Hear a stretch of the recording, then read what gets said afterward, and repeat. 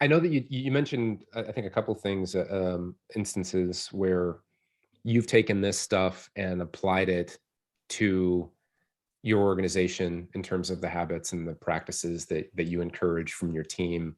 Um, I'd be curious to hear, like what maybe some of those might be in terms of how, you're living this out inside of the organization, and then B, for either for managers or for organizations that buy into this idea of like 3 to 4 hours of focused day and like not burning my people out and not doing all of this work theater, like how they can create a similar type of environment. Any lessons you've learned there?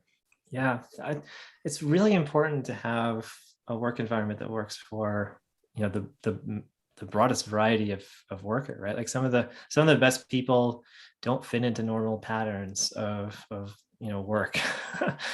um, so I mean, some of the things that we've built in our company is like pretty immediately we figured out that we could build a flexible schedule, and this was pretty early on. It was easier as founders, but once we started hiring people, we taught them like, yeah, like figure out, like, use our software, figure out what works best for you and set your schedule around that.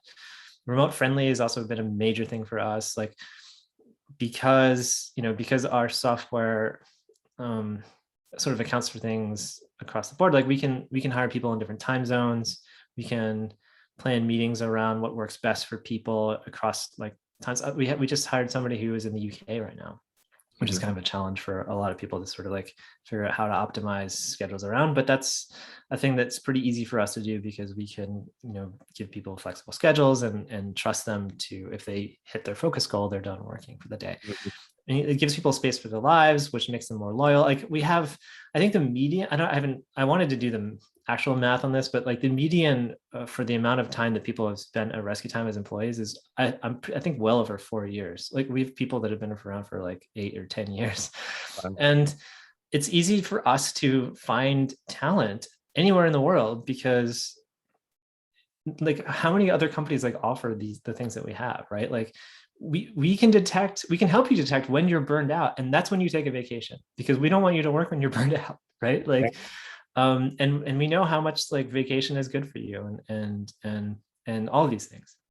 So I mean, some of the things that we've had to learn to be better about is how to be organized as a team, and like like how to set focus areas for people to focus on. But ownership is a big thing.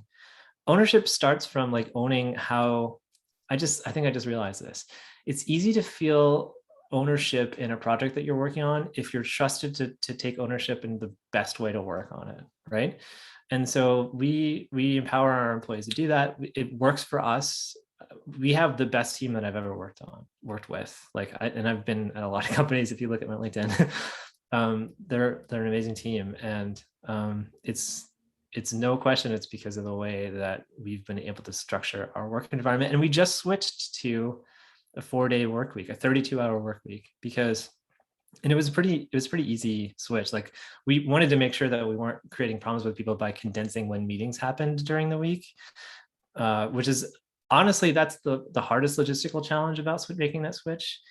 But it turns out that like a lot of the people, we did a survey, like be honest, like do you already feel like you're working a 32-hour work week? And a lot of people, including myself, said yeah. I mean, I've been doing this because it doesn't really take me that long to get to my focus goal during the week.